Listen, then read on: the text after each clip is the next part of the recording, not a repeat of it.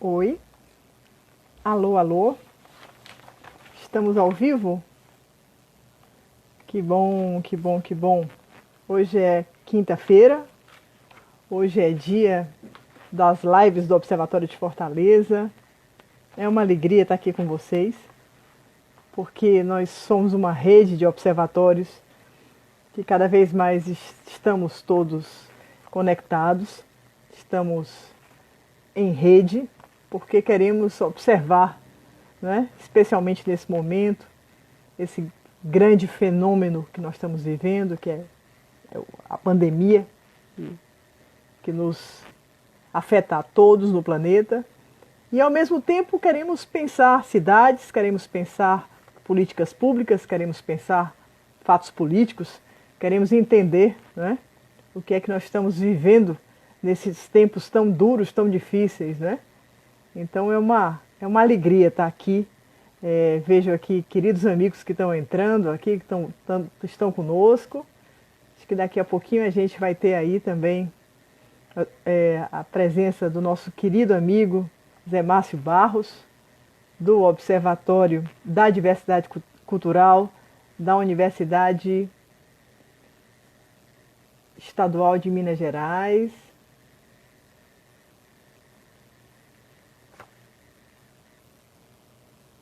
Ele vai ter que me chamar aqui. Ele vai aparecer ali.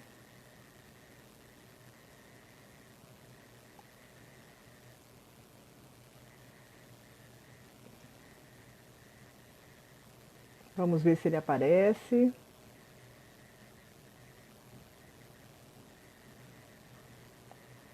Ele está dizendo que não consegue entrar.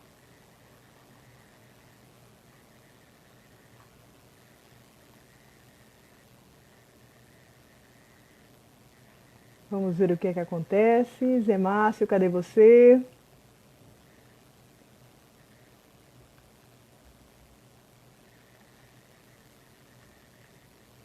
Agora vai ver que vai dar certo. Será que é ele? Não. Quem entrou aqui foi a Edileuva. Eu queria que alguém ajudasse, professor Zé Márcio, para ver se ele entra aqui.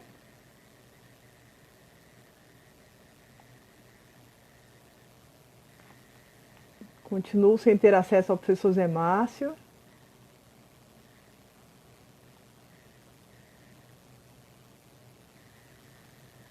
Alguém pode nos ajudar? A equipe do Observatório de Fortaleza me ajuda aqui. Para o professor Zé Márcio chegar aqui na nossa live.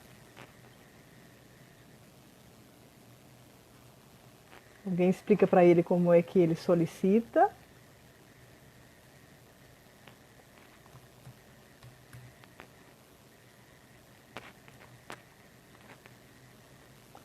Bom, eu vou aqui adiantando um pouco a nossa conversa. Vamos ver se é ele que está entrando aqui. Não, ainda não. A nossa conversa com o professor Zé Márcio é uma conversa sobre o Observatório da Diversidade Cultural da Universidade Estadual de Minas Gerais.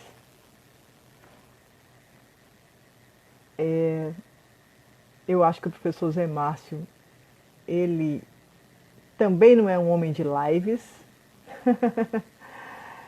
Ele deve estar dizendo assim, que coisa mais chata Cláudia Leitão inventou, que foi de me trazer para um debate meio precário. Mas eu acho que ele está chegando aí. Acho que agora vai dar certo. Ei, Zé, você está aí? A internet também não está ajudando. Daqui a pouco a internet melhora.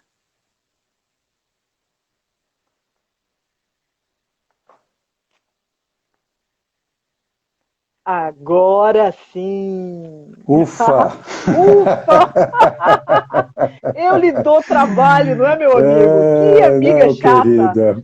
Pois Essa é, eu me Cláudia Leitão. preparei.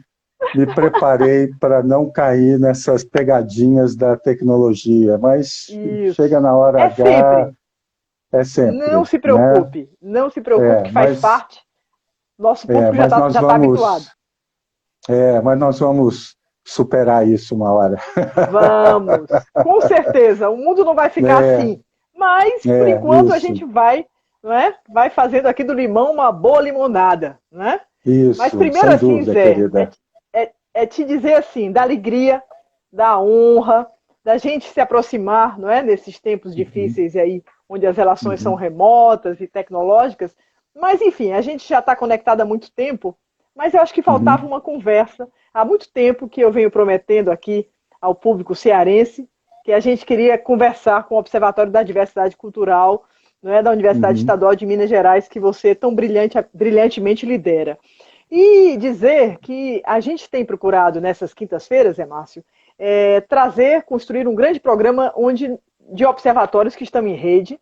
Então a gente está querendo contribuir para esse bate-papo entre observatórios. Então a gente tem recebido observatórios de vários matizes, de vários interesses, de várias áreas de uhum, estudo, de conhecimento, né? E portanto você vem aqui só a brilhantar, digamos assim, esse conjunto de lives que às quintas-feiras, às 5 uhum, horas, na hora do chá das 5, aqui no Ceará é café uhum, com tapioca, a gente então se encontra e a gente uhum, conversa porque a gente observa, não é? Observa o mundo, o planeta, o Brasil, as cidades, as políticas públicas, os processos de governança, e tínhamos, portanto, um grande interesse. Você vai ver que tem uhum. vários amigos nossos que estão aqui conosco já, que estão chegando.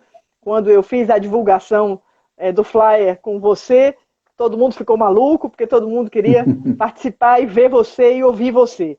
Mas eu queria dizer para quem Uhum, está conosco, que está chegando aí, que o Observatório da Diversidade Cultural é uma organização não governamental que está integrada a um grupo de pesquisa que desenvolve projetos, ações de uhum, formação, pesquisa, difusão de informações, consultoria, e esse trabalho todo está dentro da Universidade Estadual do Estado de Minas Gerais. São atividades que têm um grande perfil, pelo que eu tenho também observado, e há muito tempo que eu e Zé Márcio dividimos aí uma série de interesses comuns em relação a observatórios, né? Mas é interessante perceber também que há uma visão muito interessante, que é uma visão interdisciplinar, ou seja, o uhum, observatório trata da diversidade cultural numa perspectiva, não é, de conectar, religar conhecimentos, pensar políticas, prática de gestão, mediação, mas pensa exatamente as conexões da cultura com a saúde, com a educação, com o meio ambiente,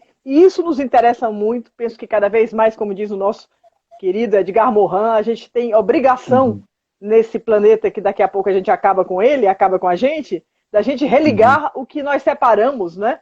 E eu Isso. tenho dito aqui muito aos nossos convidados que, assim como o meu ex-orientador de doutorado, Michel Maffezoli, no outro dia estava vendo a Lilian Schwartz, eu sempre tenho dito aqui que grande parte da sociologia, todo mundo está dizendo agora sim é que o século XXI vai chegar.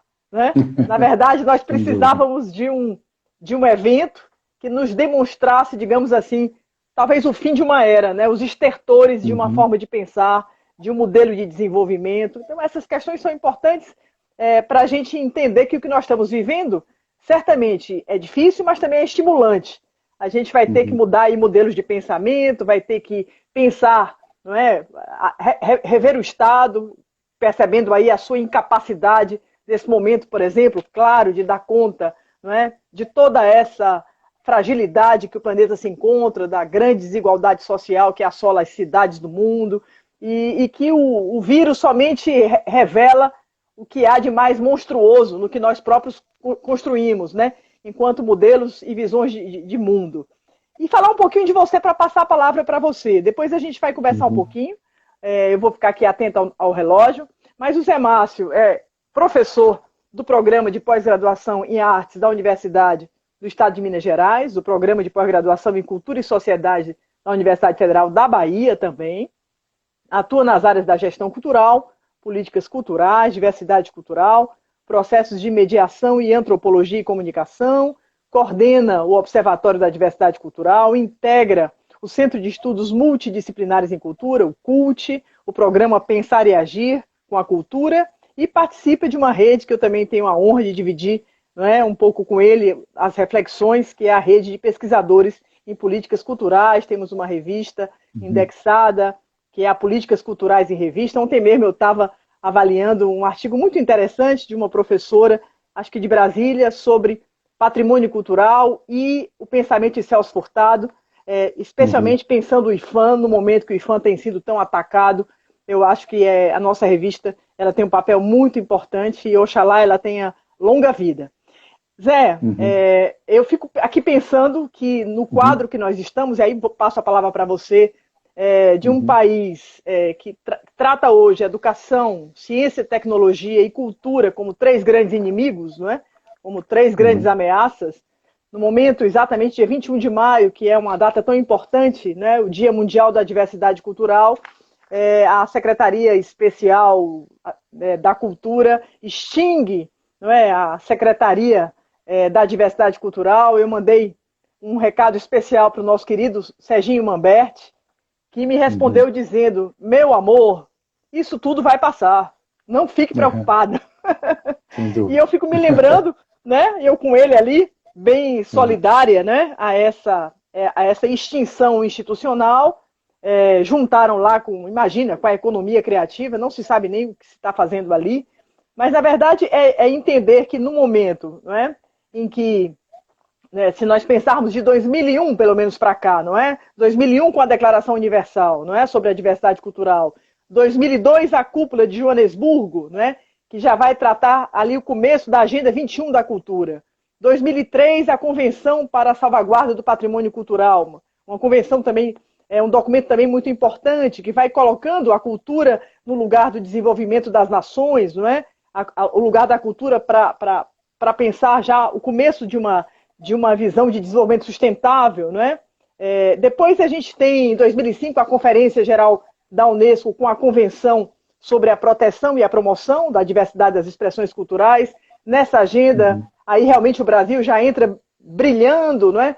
Com a participação de muita liderança do ministro Gilberto Gil, essa ideia de criar uma secretaria própria para a diversidade, não é? A diversidade cultural tratada como patrimônio comum da humanidade.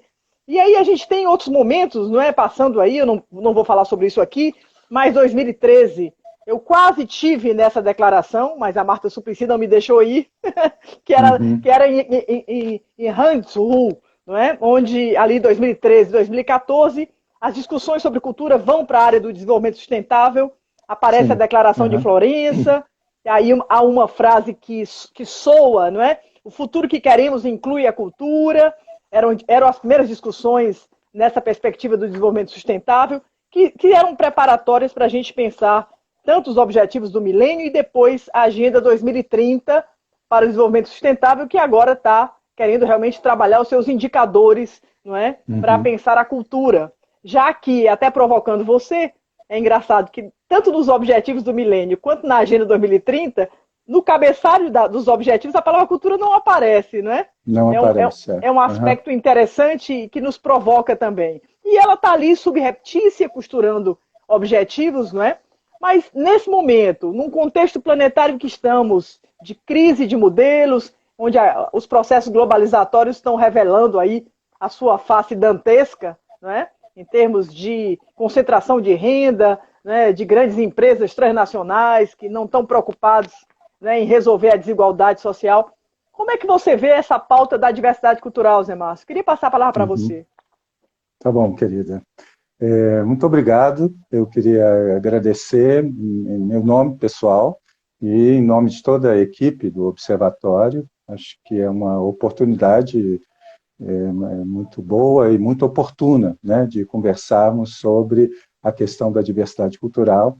Queria cumprimentar você e toda a sua equipe, né, do Observatório de Fortaleza, né? Acho que vocês estão desenvolvendo aí uma experiência que certamente outras capitais pelo país, algumas desenvolvem, outras certamente desenvolverão, né?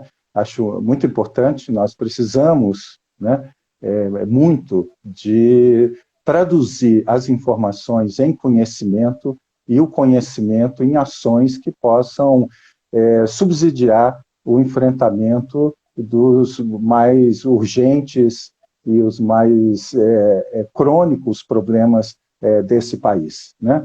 Eu diria que os mais urgentes são certamente o enfrentamento do obscurantismo, né, que nos últimos anos, né, as políticas públicas de origem federal, especialmente, e voltadas, né, à cultura, têm nos levado, né? É uma postura perversa, covarde, né, absolutamente maldosa, né, o que se anda fazendo no nível federal referente a todos os aspectos da cultura, né? Então, acho que é uma obrigação nossa, né, qualificar as informações, transformar essas informações em conhecimento e colocar isso à disposição da sociedade para que as transformações que certamente virão, eu também não sou da ala pessimista, né? Eu prefiro pensar e faço com que o meu trabalho e o trabalho de toda a equipe do Observatório se some a uma perspectiva de tomar a crise, seja ela a crise sanitária pela qual passa todo mundo com essa pandemia, seja a crise política em função, né, de um governo obscurantista que persegue, né, a ciência, a educação e a cultura, né, de forma tão aberta e tão covarde, né, nós precisamos, sim, alimentar a sociedade, né, das informações, dos conhecimentos necessários para que a gente busque essas alternativas. Eu acho que o termo crise, né, há uns anos atrás, quando daquela crise financeira nos Estados Unidos, que afetou boa parte da nossa vida, né, afetou o gás da nossa cozinha, a especulação financeira imobiliária nos Estados Unidos, eu escrevi um texto e apresentei no Enecut, numa mesa em que estava presente outros colegas, Isaura Botelho, Frederico Barbosa, do IPEA, defendendo a ideia de que nós não poderíamos sair da crise tão rapidamente, que era preciso assumir essa perspectiva da palavra crise como aquilo que nos força, né, a reinventar os nossos paradigmas e as nossas formas de ação. E eu acho que seja a crise sanitária, seja a crise política específica aqui do Brasil, ela nos obriga, todos nós que trabalhamos com a perspectiva dos direitos culturais, dos direitos humanos, da cidadania, né, a repensar os nossos modelos e a nos fortalecer para o enfrentamento dessa situação. Afinal de contas, vivemos numa democracia e não vamos abrir mão dessa democracia com tanta facilidade como, às vezes, a direita desse país acredita, né? Então, é um trabalho, eu queria cumprimentar muito a você, a sua equipe, né, o governo municipal, aí, a Prefeitura Municipal de Fortaleza, pela iniciativa, tomara que isso se espalhe por todas as outras capitais, tá? E contem sempre com a gente aqui, né? Nós já pautamos uma ida em seminários aí, né? Não deu certo, primeiro por uma cirurgia que eu fiz, depois agora pelo isolamento, mas nós também estamos aprendendo com alguma dificuldade, mas que é possível sim revigorar, né, os nossos laços, as nossas convergências, e mais do que isso, né, que a gente pode exercitar um modo de fazer política pelo afeto, né, pela proximidade do pensamento, dos nossos ideais, dos nossos sonhos, mesmo que mediados por esses dispositivos eletrônicos, digitais, que às vezes nos pregam algumas dificuldades. Então, muito obrigado pelo convite. Quanto à sua primeira pergunta, eu acho que a questão da cultura nesse momento, né, nesse momento dessa crise sanitária, que também anuncia e já alimenta uma crise econômica, né, no caso brasileiro, associado também a uma crise política, né, uma crise entre os poderes, né, todo esse problema que eu vou evitar de entrar muito, porque senão isso rouba todo o nosso tempo aqui, né? Mas, Cláudia, eu queria chamar a atenção para uma coisa, né? A cultura vive um paradoxo, né? Nesse momento de crise, nesse momento de enfrentamento dessas situações. Por que eu chamo de um paradoxo? Por quê? Por um lado, é isso que você anunciou, é um dos setores econômicos mais afetados por essa crise, né? Foi um dos primeiros setores a paralisar suas atividades e será seguramente dos últimos setores, né, que poderão, né, flexibilizar as atividades.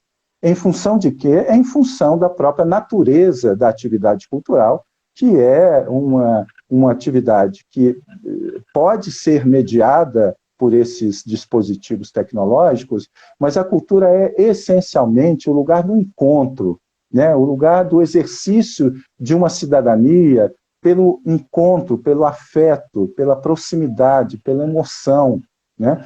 E isso, em função da situação sanitária que vivemos mundialmente, né, estamos impedidos de fazer isso. Então, por um lado, o primeiro setor, né, a paralisar, será um dos últimos a serem reativados, né? É um setor, mas que, ao mesmo tempo, aí está o paradoxo, tem sido um dos dispositivos mais eficazes para fazer com que, além do vírus, né, além do Covid-19, nós caiamos num estado, né, de depressão, num estado de isolamento mental, criativo e tal. Então, é curioso, né? A cultura, ela é muito afetada por essa crise, mas, ao mesmo tempo, ela é um elemento central para a sobrevivência, né, vamos dizer assim, emocional de todos nós, né? Isso tem nos feito, inclusive, aprender a consumir mais bens e serviços culturais, né, pela internet, né? Estamos todos tendo que nos reinventar nesse sentido, né? Como consumidores de cultura e também como produtores de cultura, né? Então, é um paradoxo, né? Esse lugar da cultura hoje, né? E isso, para a diversidade cultural, apresenta um desafio ainda maior, né? Porque quando a gente fala de diversidade cultural, nós não estamos falando apenas das diferenças antropológicas que nos marcam em função dos nossos pertencimentos a grupos culturais, a contextos culturais, né? O conceito de diversidade cultural é, às vezes, banalizado um pouco, né? É como se a soma das diferenças já resultasse na diversidade. E não é bem assim, né? A diversidade cultural, eu costumo dizer nas minhas aulas, palestras, é aquilo que nós fazemos com as nossas diferenças. É aquilo que cada um de nós, individualmente, os grupos sociais, as sociedades, as nossas instituições, são capazes de fazer com as nossas diferenças, né? Então, por isso esse paradoxo da diversidade cultural, né? A diversidade cultural, ela tanto alimenta o encontro, a troca, o diálogo, como as nossas diferenças também alimentam as nossas guerras, né? Os nossos preconceitos, né? Então, a diversidade cultural, ela não existe naturalmente, né? Nós temos que aprender a ser diversos. É preciso ter políticas para a diversidade cultural. É preciso que a gente aprenda a ser diverso, ou seja, a transformar as nossas diferenças num capital social, né? E não numa arma, né, de enfrentamento entre nós, né? Então, e para isso, né, a diversidade cultural, ela necessita das interações, dos encontros, das trocas. E hoje nós estamos limitados nessas trocas, né? Limitados ao ambiente digital, né? Às relações à distância, né? E aí é preciso entrar com uma outra variável, que é o fato de que, no Brasil especialmente, as diferenças culturais conjugam muito com desigualdade, né? Nós falamos muito de um país que é muito criativo, de um país que é surpreendentemente, né, inventor, plasticamente surpreendente, tudo isso, mas é preciso dizer que muitas vezes essa criatividade está associada a uma desigualdade social extrema, radical, complexa, histórica, né? Então, nesse momento, eu diria que assim, o grande desafio, né, para a diversidade cultural é exatamente como é que essa diversidade, que pressupõe as interações entre os diferentes, a troca entre os diferentes, pode superar essa desigualdade, vamos dizer assim, né, na nossa cultura digital. Né? Além do problema de estarmos em isolamento, né, nós ainda temos um segundo problema, que é uma desigualdade no acesso aos bens e serviços digitais no país, que impedem assim, radicalmente que todas as expressões culturais no país possam se apropriar, né, e se fazerem presentes nesse cenário cultural digital com a mesma equidade. Né? Então, por isso é tão importante isso que você colocou aí, a presença do Estado, a presença das políticas públicas, né? A presença da sociedade civil, né? Na construção de alternativas que possam criar o quê? Medidas de equidade, né? Porque a noção de equidade é muito importante para a compreensão da diversidade cultural, né? A equidade é a maneira como nós, né, tratamos as diferenças de maneira igual. Ou seja, como é que nós criamos mecanismos para que os diferentes possam permanecer diferentes, mas serem reconhecidos e tratados com igualdade. Né? E me parece que esse é hoje um grande desafio. Né? Além do desafio da inclusão, né, do trabalhador cultural e dos diversos setores culturais nas medidas emergenciais econômicas, é preciso também a gente começar a pensar, né, na superação dessa radical desigualdade de acesso, né, à tecnologia, aos serviços digitais, aos bens culturais, né, até que essa situação da pandemia possa ser superada. Eu não sei, Zé, se você viu, acabou de sair, eu acho que é coisa mesmo recente, eu recebi, acho que ontem, né, uma espécie de decálogo, não sei se você viu, da Organização dos Estados Ibero-Americanos, da OEI, não é? Não, ainda não vi. Uhum. Então, eu até posso te mandar o link. E exatamente Tá. em defesa da cultura, e nessa expressão que agora vai ficar assim, como se fosse um clássico do ano, que é em tempos de pandemia, né? Tudo que a gente fala, ou começa, ou termina com a expressão em tempos de pandemia. Pois é, então eles colocam aqui alguns dados que não nos interessam aqui, que todos nós já, mais ou menos, já sabemos sobre a importância das indústrias criativas, da América Latina, no Caribe, mas levantam 10 pontinhos. O primeiro ele diz, que eles declaram que todos os estados ibero-americanos, a cultura deve ser tratada como um bem de primeira necessidade. Esse é um primeiro ponto interessante, não é? O segundo seria, os estados ibero-americanos solicitam, não é, um apoio claro e efetivo ao conjunto de artistas, instituições e empresas, empreendimentos do mundo da cultura, não é? E por isso, ajudas especiais. Nessa perspectiva da equidade que você coloca, né? Também é tratar de forma diferente os desiguais, né? Ou tratar de forma igual os diferentes, né? Mas compreendendo que se esses empreendimentos, esses artistas desaparecem, nós criaremos uma impossibilidade de um desenvolvimento sustentável. Eu queria tratar de novo da questão do desenvolvimento sustentável aí com você. O terceiro ponto seria preservar na marra o emprego dos trabalhadores da cultura, né? Seus estatutos laborais e a sua proteção social, que é uma outra questão que, no caso brasileiro, é bem complicado, e mesmo na Iberoamérica, porque a gente sabe que grande parte desse contingente de trabalhadores trabalha na informalidade.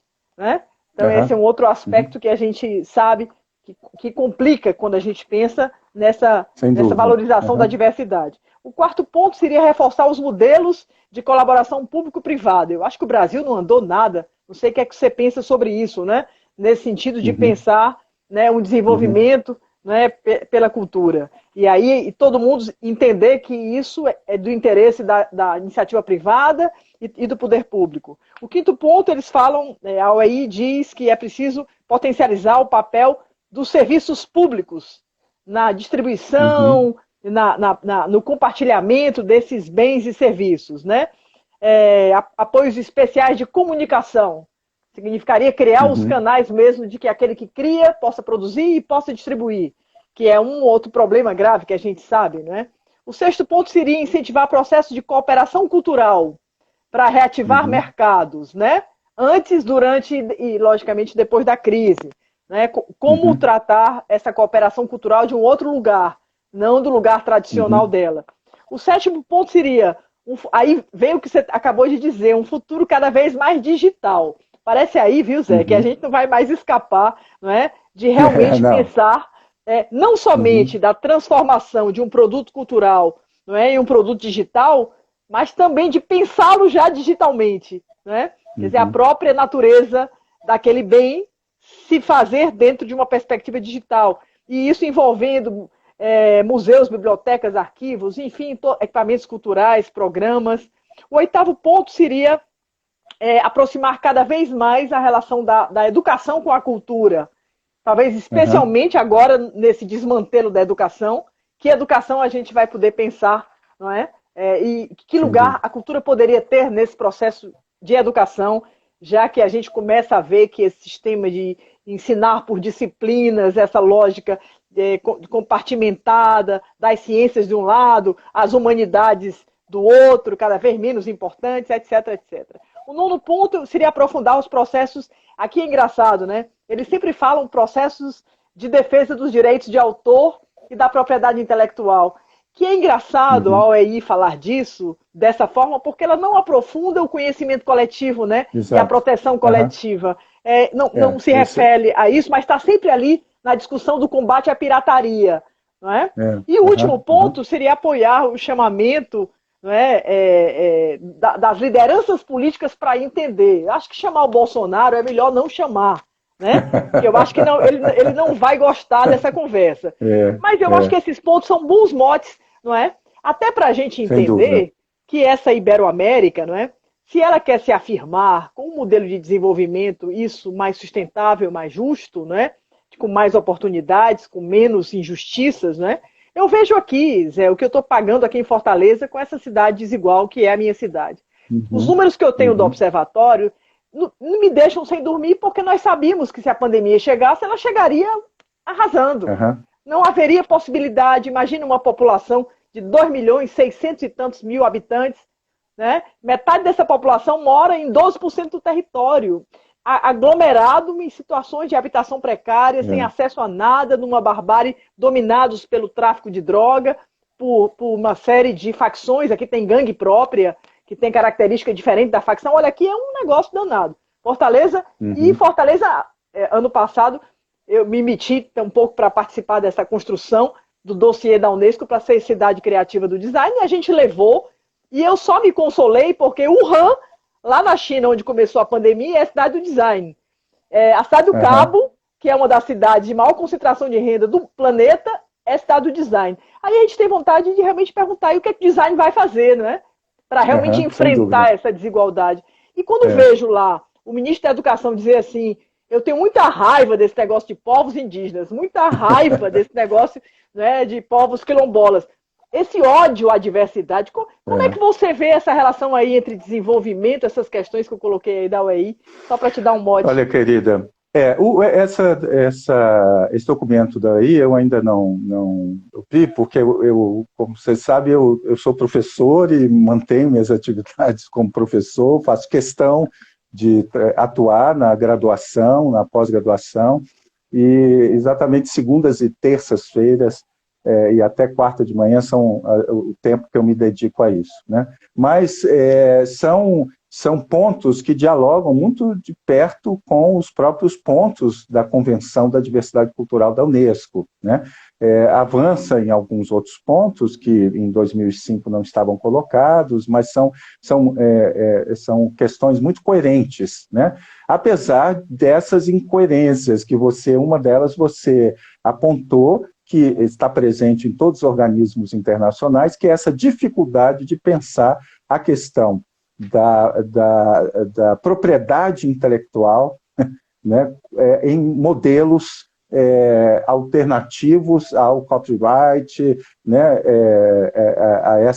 a essa perspectiva, vamos dizer assim, mais capitalista de pensar a questão dos direitos autorais, da propriedade intelectual e tal. Isso é um ponto complexo, né, que vem sendo debatido, e já existem outras experiências alternativas, né, de preservação dos direitos de quem cria, sem, contudo, submeter a alguns bens culturais e informacionais a uma única lógica de mercado. Até porque boa parte daquilo que nós criamos no campo das artes, boa parte do conhecimento que nós produzimos, né, são feitos de forma mais coletiva, né, convergindo através de trocas, né? Então, esse é um tabu, vamos dizer assim, né, que não é de hoje, né, que nem mesmo os documentos mais avançados na área da cultura conseguem enfrentá-lo com mais, vamos dizer assim, com mais radicalidade, né? Já visto essa questão do software livre, né, uma série de coisas que estão e ficaram muito pendentes, né, durante anos aí para trás, né? Mas, Cláudia, a relação entre a diversidade cultural e desenvolvimento, né, ela é absolutamente clara, né, se nós entendemos por desenvolvimento não a geração de riqueza, não o desenvolvimento econômico, que normalmente está relacionado, né, a uma perspectiva que é vertical, né, que é essa ideia de que, né, como se o PIB pudesse sozinho ser uma medida de desenvolvimento, né?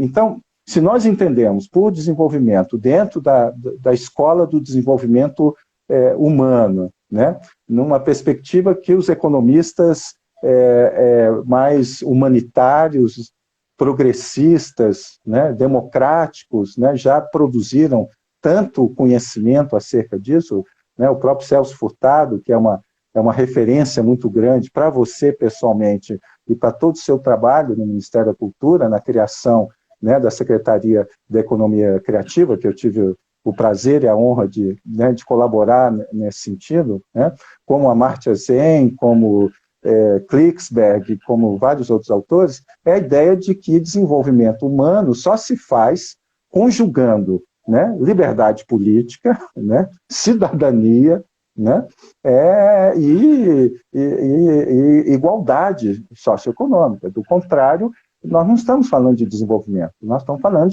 ou de crescimento, ou de decréscimo, mas que, na maioria das vezes, alimentam, né, uma pirâmide socioeconômica da desigualdade social. Então, por que a diversidade cultural ela é central no debate do desenvolvimento? Porque é através primeiro, das nossas inesgotáveis capacidades de inventar e reinventar o mundo, seja através da arte, da ciência e da tecnologia, né? Então, isso é um dado importante, né? Lévi-Strauss, desde 1952, escrevendo um texto para a própria Unesco, já levantava esse problema, né? Que o que está em risco também a nossa capacidade de continuarmos sendo diferentes e, portanto, sermos produtores de tantas coisas novas, surpreendentes e criativas, né?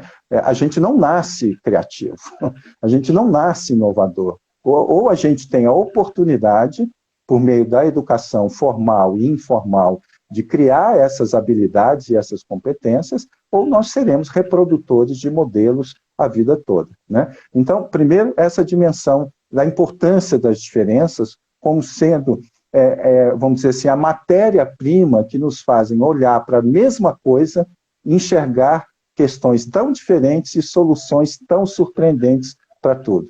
E isso o povo brasileiro é pós-graduado nessa capacidade, né, de reinventar a si próprio, o próprio contexto e reinventar, inclusive, às situações adversas, né?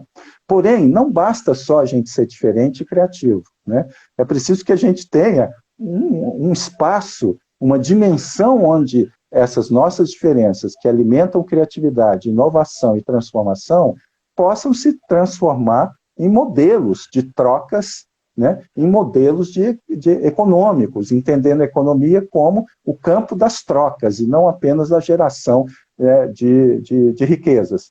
Riquezas essas, aliás, que na perspectiva do desenvolvimento humano, são riquezas que passam, sim, pela dimensão monetária, mas não se esgotam nessa dimensão monetária, né? Pensar o desenvolvimento humano é pensar na maneira como nós somos capazes, por exemplo, de fazer construir, né, de nos alimentarmos nas nossas interações de um capital social. Um capital social que é capaz da gente, ao invés de se sentir inimigos, porque somos diferentes, a gente perceber que temos mais o que aprender uns com os outros, né? E nesse particular, Cláudia, e eu não quero, e eu não gosto de algumas perspectivas que eu vejo atualmente, de um certo oportunismo, às vezes, de olhar para essa crise, essa pandemia, e dizer que a humanidade vai mudar. Não, ela vai mudar se nós formos capazes de mudar. Se a gente for capaz, primeiro, de sobreviver à pandemia, se a gente for capaz de sobreviver ficando em casa ou saindo de casa com segurança, com protocolos, né? Porque isso é muito importante que a gente entenda isso, né? Aqui em Belo Horizonte, por exemplo, nós estamos começando a viver uma flexibilização do isolamento, né? E esse isolamento, às vezes, e você tocou nesse assunto semana passada com o seu entrevistado, eu pude assistir um finalzinho, eu estava numa aula, né? Você criticando como que as pessoas, primeiro, quando flexibiliza, saem correndo para shopping, saem correndo para fazer compras, né? E às vezes, ou seja, nós vamos ter que aprender, né? Como é que nós podemos efetivamente voltar a uma vida segura, né? Com essas interações presenciais, né? Mas, além disso, né, é preciso que a gente aproveite essa situação que é perversa, que é negativa, que coloca em risco a nossa vida, que tem levado, já levou, né, quase 26 mil mortes no Brasil, e nós não sabemos a subnotificação, quantos mais já são e quantos mais serão, né? Um quadro, né, sanitário, né, que penaliza os mais pobres, né? Se o vírus ataca a todos, quem mais morre são os pobres e os negros, né? As estatísticas estão aí. Então, se nós não formos capazes de colocar essa nossa capacidade criativa a serviço do enfrentamento da desigualdade, né? Se nós não formos capazes de politizar essa dimensão da diversidade cultural, no sentido dela se mostrar como um modelo de organização, como um modelo de educação, como um modelo de economia, né, seguramente nós vamos estar só alimentando e banalizando a diversidade cultural, como se bastasse colocar os diferentes na telinha das nossas TVs, dos nossos computadores, dos nossos smartphones, como se isso fosse suficiente para incluí-los na sociedade, né? Quando eu fiz graduação, eu me lembro que eu me impressionei muito com o conceito da inclusão periférica, né? Um conceito, se não me engano, do Zé de Souza Martins, eu não me lembro qual desses grandes sociólogos, né? Não nos interessa incluir a todos, mas de forma periférica. A inclusão é no centro e não na periferia. Não basta apenas dar acesso às pessoas a alguns bens, a alguns serviços, né? É preciso que nós aproveitemos essa crise que nos abate mundialmente para, de fato, a gente sonhar com outros modelos de desenvolvimento e organização da sociedade. Agora, isso vai depender, obviamente, da nossa capacidade, da sociedade civil, de organização, de reinvenção. Por isso, Cláudia, eu acho que você tocou nesse assunto tão importante ressaltar a questão da Lei Nacional da Emergência Cultural. Não apenas no seu aspecto social, né? de corrigir uma perversidade que o governo federal havia feito com os trabalhadores da cultura, né, excluindo esses trabalhadores, né, dos auxílios financeiros que foram aprovados para outras categorias profissionais. Né? Então, essa lei da emergência, ela corrige uma covardia, né, fruto dessa perseguição que os campos da educação, da ciência e da cultura vêm sofrendo nesse atual governo. Né? Mas mais do que isso... E teremos uma trajetória ainda, porque ela vai para o Senado, do Senado ela vai ter que ser sancionada pelo Bolsonaro. Isso. Tomara que isso chegue a tempo, não é? A luta continua. Agora é a pressão sobre os senadores e depois é a atenção ao que o presidente fará com essa lei e a necessidade depois de realimentar no Congresso Nacional a derrubada de eventual veto que o presidente possa dar. Enfim, o processo não acabou, mas essa primeira etapa foi vencida de uma maneira que nos enche a todos que trabalham, a todos os militantes da cultura, de um orgulho muito grande. Por quê? Porque, primeiro, né, um único partido, né, que é um partido absolutamente sem identidade política com o povo brasileiro, votou contra, né, o Novo. Né, todos os outros partidos, inclusive os partidos de sustentação do atual governo. Segundo, o exercício mais pleno, né, de uma democracia, de um republicanismo e da participação social. É isso que eu queria ressaltar.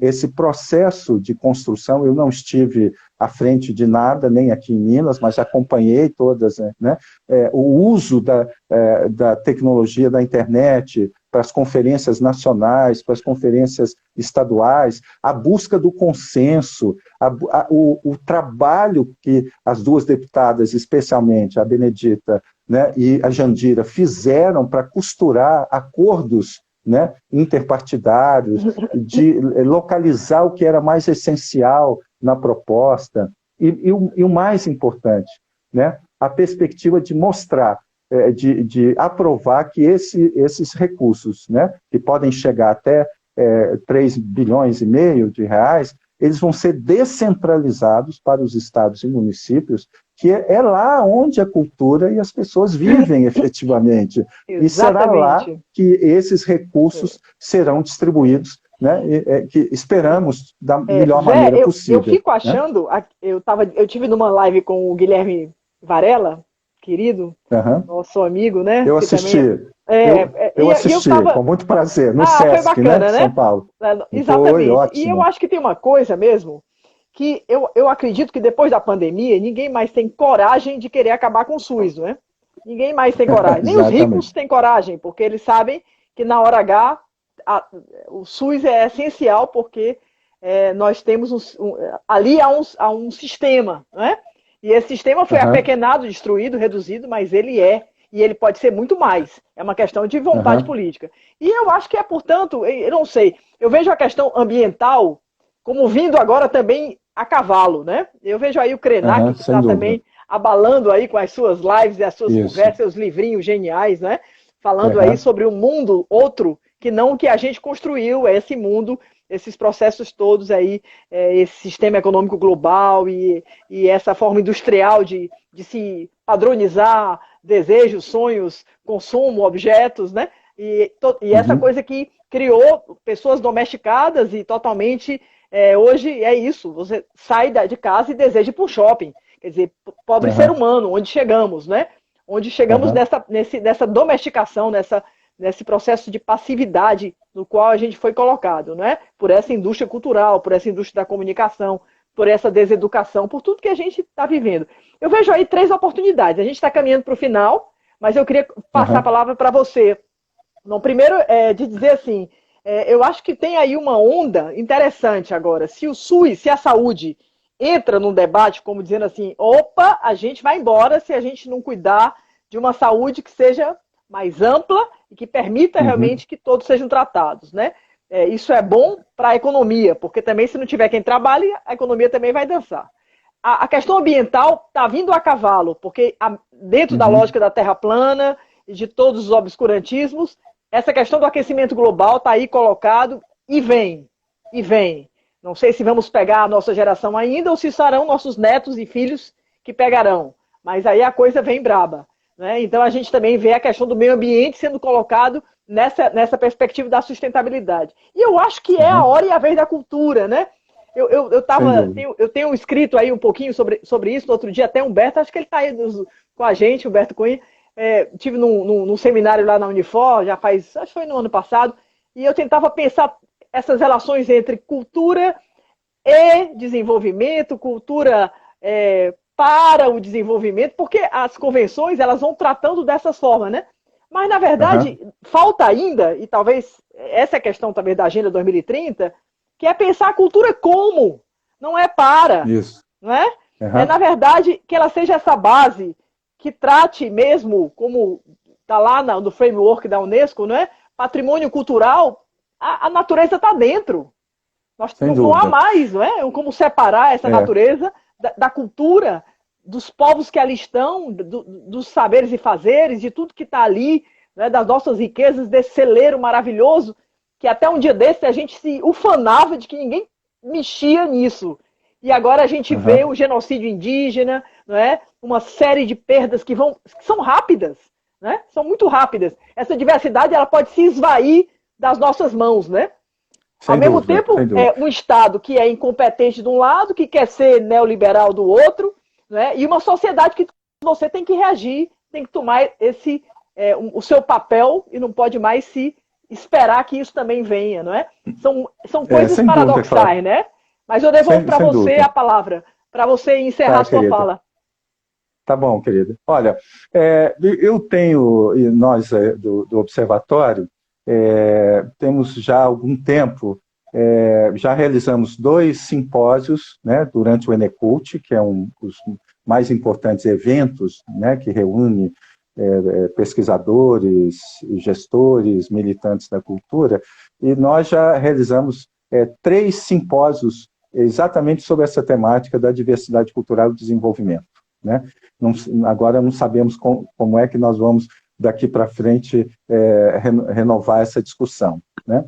E eu tenho insistido muito da necessidade de que nós comecemos a recuperar, né, um termo que já existiu algumas décadas atrás, né, que é a perspectiva da diversidade biocultural, né? Ao invés da gente falar de biodiversidade e diversidade cultural, como se essas 2 dimensões fossem dimensões associadas, mas separadas, eu acho que essa crise que nós vivemos agora, ela nos coloca a urgência, né, da gente reconstruir, né, as nossas narrativas, mas mais do que as nossas narrativas, reconstruir a nossa visão sobre essa relação entre a cultura e a natureza, o meio ambiente, o Gil, saúde, né? O Gil, na época que ele foi um grande, digamos assim, talvez uma das maiores lideranças entre ministros da cultura